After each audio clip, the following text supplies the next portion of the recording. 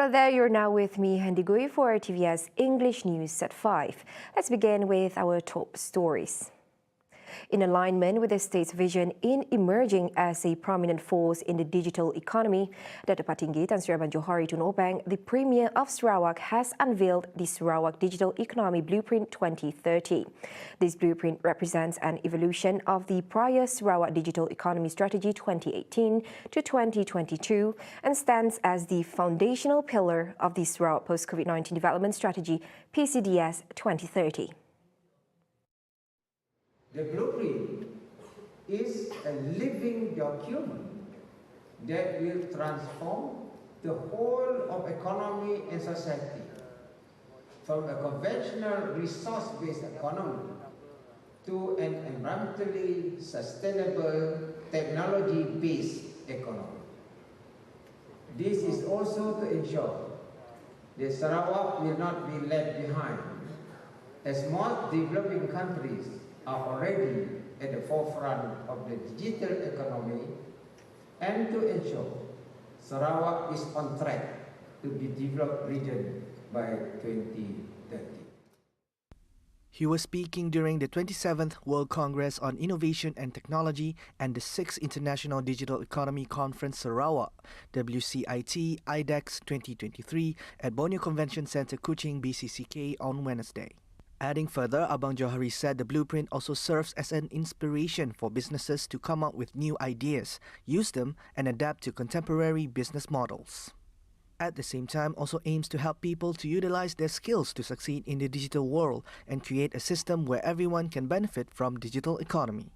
With this, Sarawak aspires to become a major digital economy powerhouse in the region by 2030, making sure that growth benefits everyone, does not harm the environment, and is achieved in an inclusive and responsible way.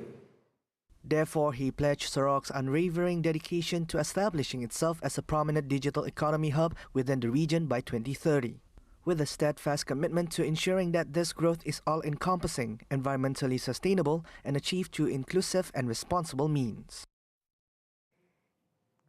Digital infrastructure plays a crucial role in achieving the 2030 blueprint goals.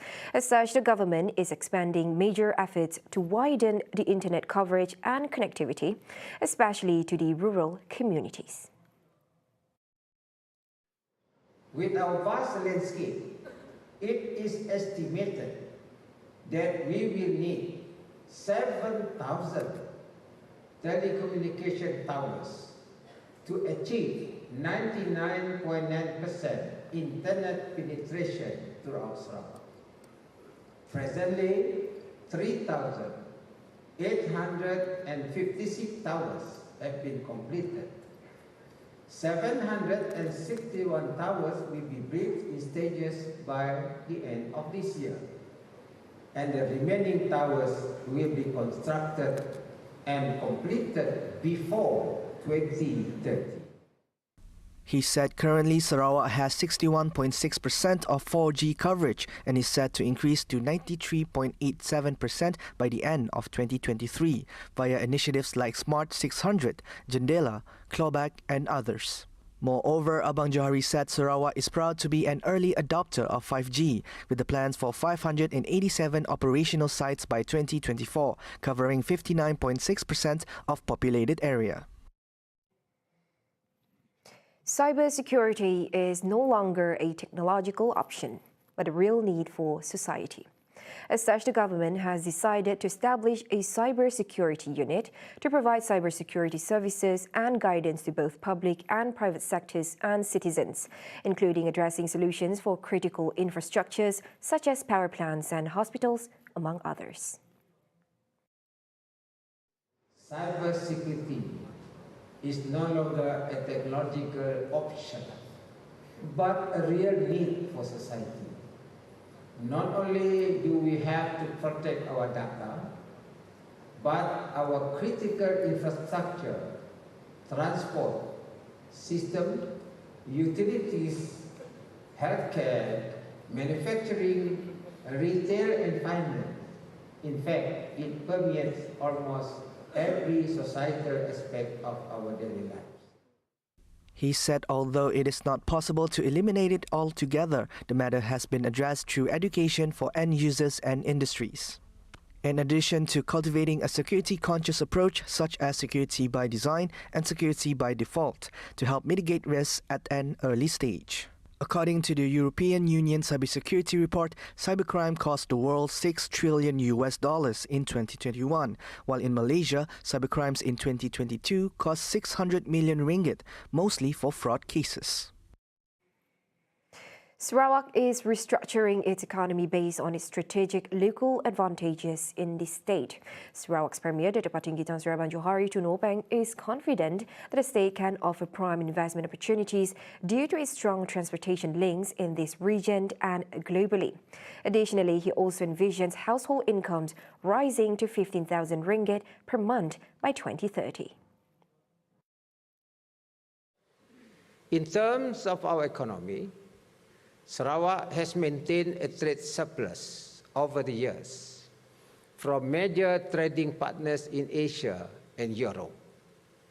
We inspire to leapfrog our annual GDP growth at 8% per year to achieve 282 billion ringgit in 2030 from the current 4% per year in 2019, and increase our median monthly household income from 4,000 ringgit, which is equivalent to roughly USD 1,000, to 15,000 ringgit, equivalent to USD 3,300, through our development plans by 2030.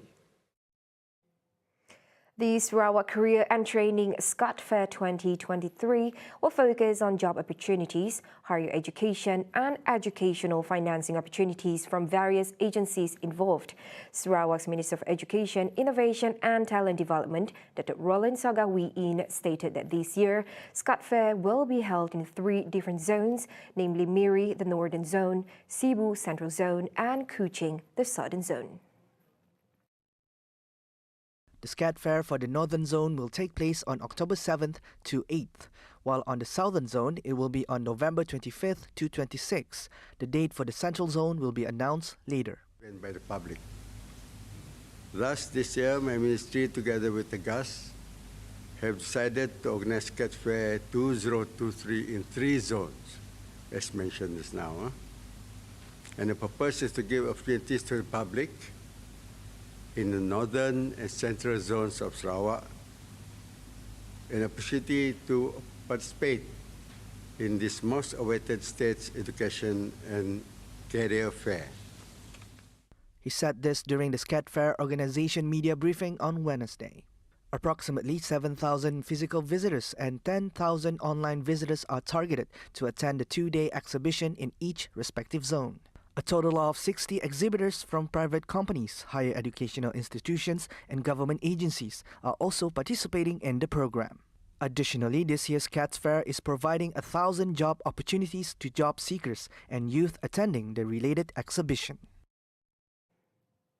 The 27th installment of the World Congress on Innovation and Technology, the WCIT, and the 6th International Digital Economy Conference, Sarawak IDEX, commenced today at the Borneo Convention Centre, Kuching, BCCK, and will continue until October 6. This event functions as a driving force, propelling sustainable development and economic well-being for businesses, communities, and nation. To provide further insights, we turn to our reporter, Marzella Sigay. Thank you, Hendy. I'm currently at the Borneo Convention Centre Kuching, where the welcoming reception will commence shortly at 5:30 p.m. Among the expected distinguished guests is the Minister of Utilities and Telecommunications of Sarawak, Dr. Julahi Narawi. For everyone's information, the inauguration of WCIT IDEX 2023 was officiated this morning by the Sarawak Premier, Dr. Patinggi Tan Sri Abang Johari Tunopeng. He also launched the Sarawak 2030 Digital Economy Action Plan, and according to Abang Johari, through this action plan, it will transform the entire economy and society from a conventional resource-based economy to a sustainable technology-based economy. Aligned with the two themes highlighted this year, namely fulfilling the promise of the digital era, innovation and technology driving economic prosperity, social inclusivity and environmental sustainability, and advancing the digital economy for sustainable development. For your information, Sarawak is hosting both events and is expected to involve more than 10,000 participants from over 80 countries, approximately 100 speakers and over 100 engagements for the exhibition. This prestigious event is a large-scale gathering of the technology industry, offering opportunities to explore the forefront of the most advanced trends, technologies and business models shaping the future of innovation and sustainable growth. This is all I can report for now. I'm Marzella Sigai with VG Zaim Zarfan, reporting live from BCCK. Back to Handy. Thank you, Marzella, for the insight. Now we'll be right back after a short commercial break.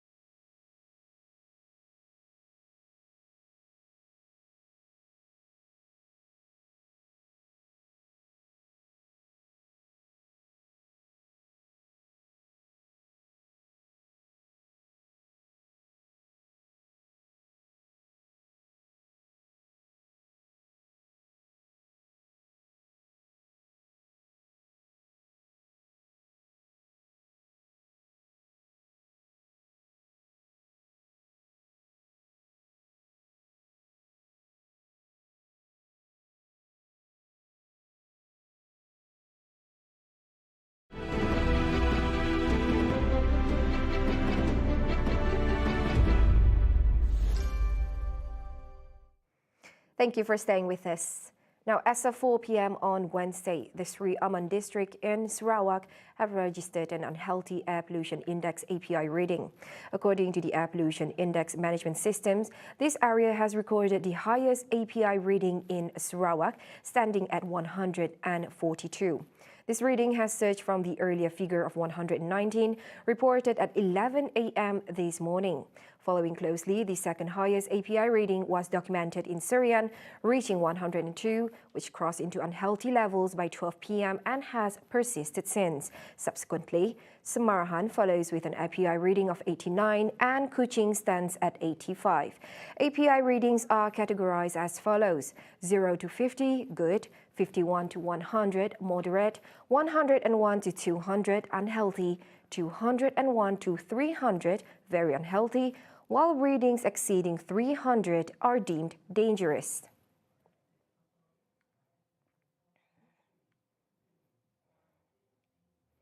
Budget 2024 will prioritize small and medium enterprises (SMEs) as one of the key indications KPIs set by Prime Minister Dato Sri Anwar Ibrahim.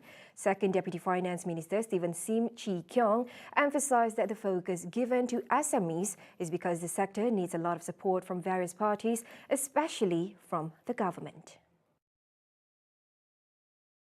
Stephen stated that domestic direct investment (DDI) is an important component in the country's economic development, and one of these DDIs is from the SME sector, as well as foreign direct investment (FDI), which is important for Malaysia's economy, and the government will continue to increase efforts to attract more FDI into the country.